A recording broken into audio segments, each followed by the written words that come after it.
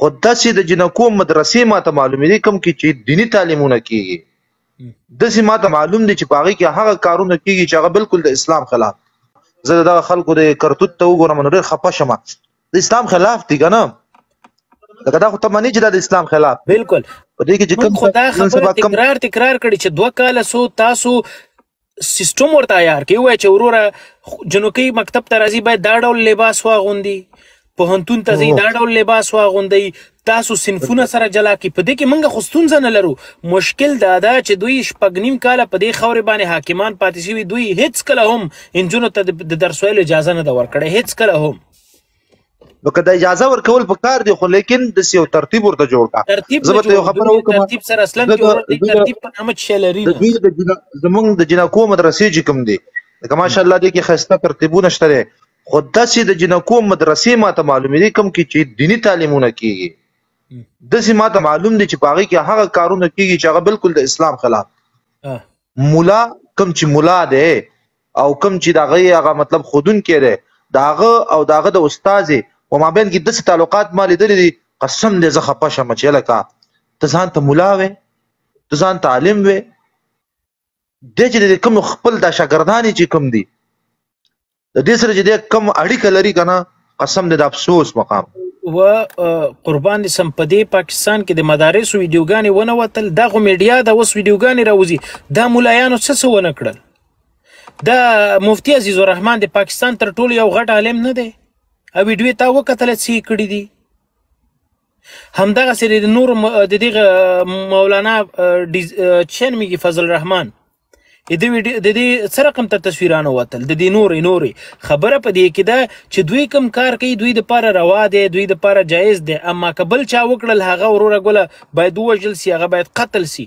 موږ دا وایو چې تاسو یو سیستم جوړ کړئ چې تر څو پورې دغه د درس نه ولې ولس لرې پرېږدي، د تعلیم نه ولې لرې پرېږدي.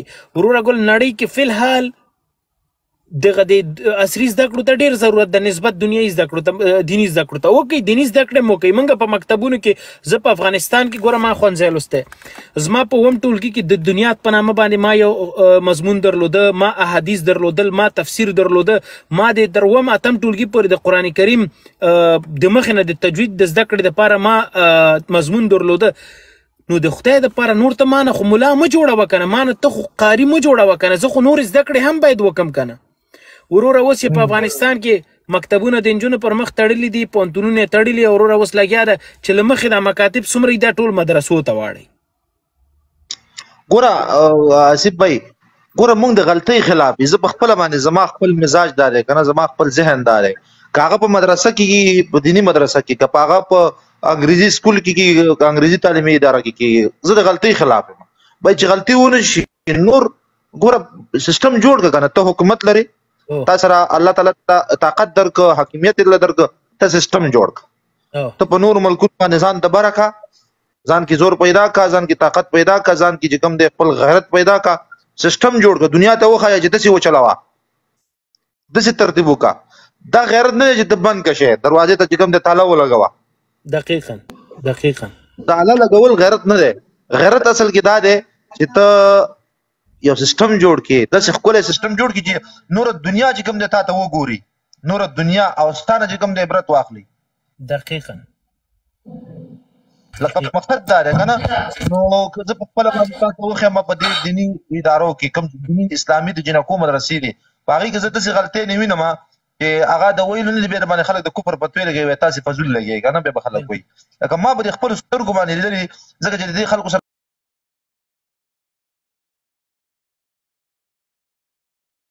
احمد مولا باندې دا خلک هغه غلطۍ نه کوي چې هغه نه اسلام مني او نه الله مني او نه رسول مني او په هر څه کې خلاف دي.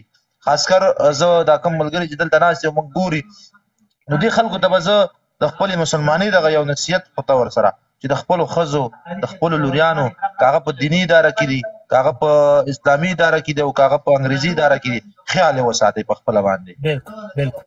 تعلیم پې مه بندوه، تعلیم پې مه بندوه، تعلیم مه بندوه، خیال یې وساته، خیال یې کوه داسې سړي خوا د داسې ادارې خوا ته یې ورسوه، هغه ځي ته یې بوځه چې کوم ځای کې د هغې د عزت هم خیال ساتل کېږي، هغې ته دنیا هم ښودل کېږي، دین ورته هم ښودل کېږي، دنیا هم په امن کې.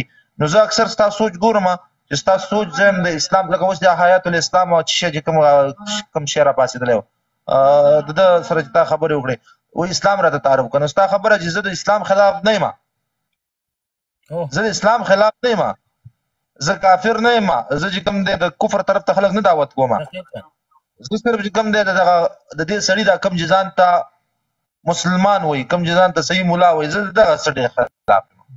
دا ستاسو صحیح سوچ دی او الله دې زموږ او ستاسو په ټولو په حال باندې رحم وکړي. کوو دعاګانې.